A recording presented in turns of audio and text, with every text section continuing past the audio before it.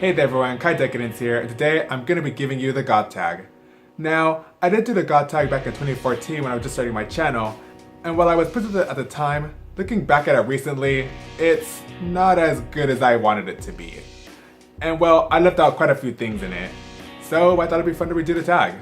I'm still going to leave the old video up for nostalgic purposes, so just think of this video more as the Goth Tag 2.0 if you will.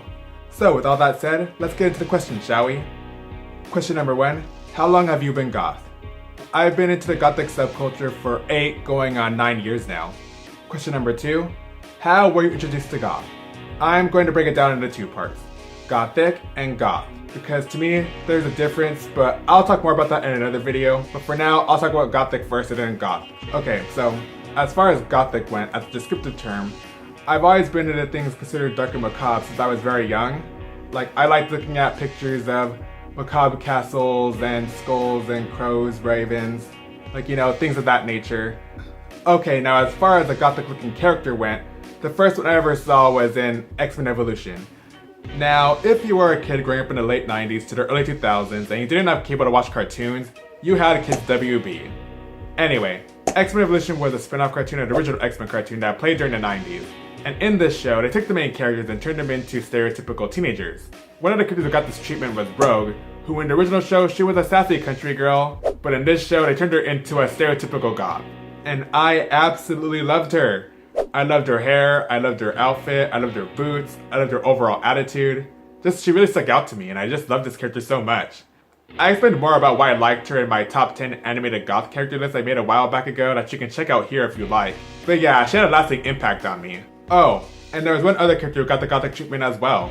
It was Wanda, aka the Scarlet Witch. Yeah, she got a gothic looking redesign as well, and she just looks so cool. But yeah, as far as gothic looking characters went, they were the first ones I ever saw.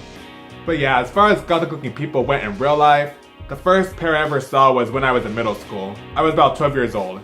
Anyway, in the apartment complex I was living at the time, there was this young couple that moved in. And I think that they had to be in their late teens, early 20s maybe. And yeah, I just remember these people like no other. Like, there were 2. It was the guy and a girl. And I'm gonna start with the guy first. The guy had more of an industrial riverhead look going on. Like, he had long black hair, gray eyes, and I'm pretty sure were contacts. He wore a lot of platform boots, and he was always wearing this trench coat. It was one of those trip trench coats. You know those ones, they had zippers and buckles all over it. They were all the rage back then. But yeah, looking back, he looked like an industrial riverhead, if anything.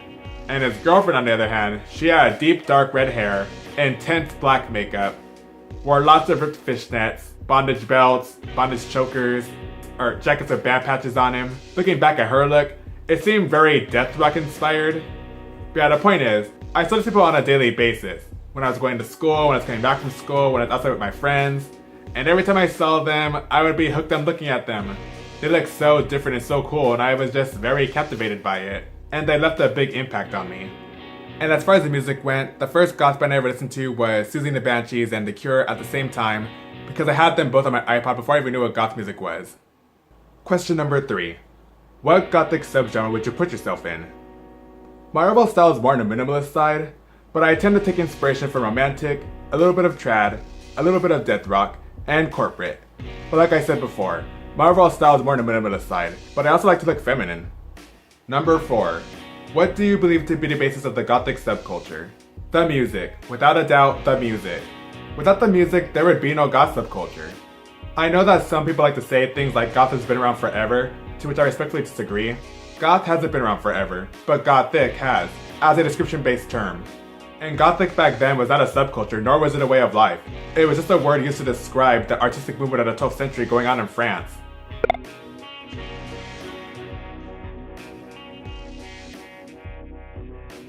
The point I'm trying to make is that the gothic subculture as we know today came from the music.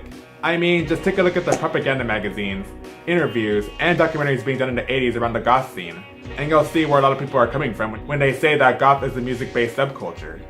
So yeah, for me personally, I believe that goth came from the music, and without the music, there would be no goth subculture.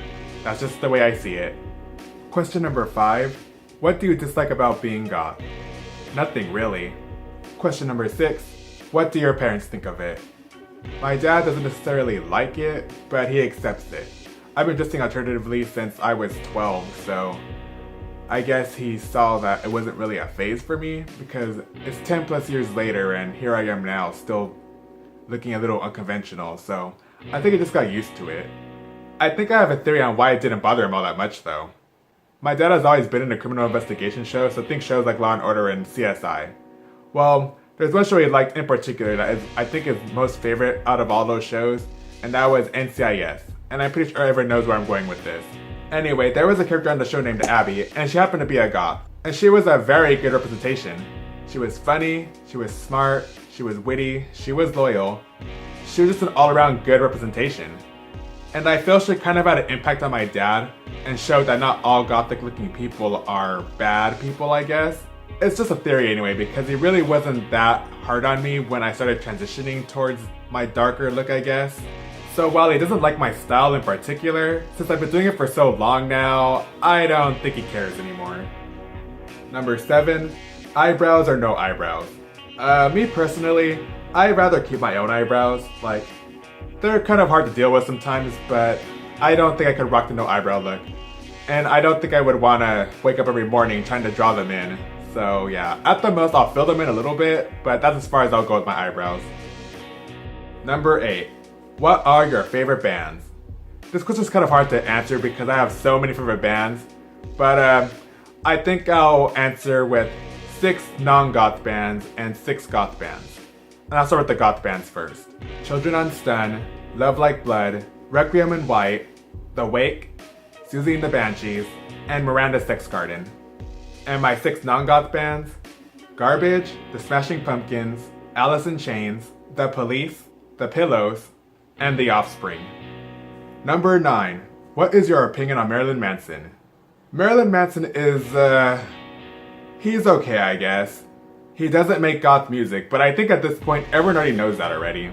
He always leaned more towards industrial metal. I mean, don't get me wrong, I do like some of his older stuff, but I have to be in the right mood to listen to him these days, because his music is just too angsty for my taste these days. So like I said before, I have to really be in the mood to listen to his music, which honestly isn't all that often. His music isn't the worst I've heard, it's just that as far as industrial music goes, his is not my most favorite. That would go to someone more like Rammstein or Orgy. But again, he's not the worst though.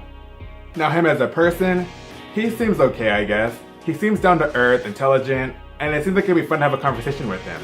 So no, I don't hate Marilyn Manson. At the most, he's just an okay industrial musician. And number 10, what were your baby bad days like? Honestly, they weren't too bad, but I will say it was pretty lonely. Like I mentioned before, I got into the subculture when I was about 16, and at my school, there were no other people into the Gothic subculture. The closest thing to alternative you would see in my school were emo and scene kids, and well, you know, emo and scene kids. So as far as the Gothic subculture went, I was the only one interested in it at the time. I say this because I hear so many stories of how people were able to find other goths in their school who may have been older, and they helped them discover goth music and stuff like that, and I didn't have that. Now as far as learning about the Gothic subculture, it really wasn't that hard at all. I just took advantage of the internet. So despite not having anyone to share or geek out over goth stuff with, my baby bad days weren't all that bad. And if all else, it was fun learning what actual goth music sounded like, because I ended up finding a new music genre to enjoy. And there you have it folks, that was the Goth Tag redone. I hope you enjoyed this video. And if you haven't done the tag for yourself, I tag you to do it. If you want to, of course. Anyway, thanks for watching this video, and I'll catch you in the next one. See you guys!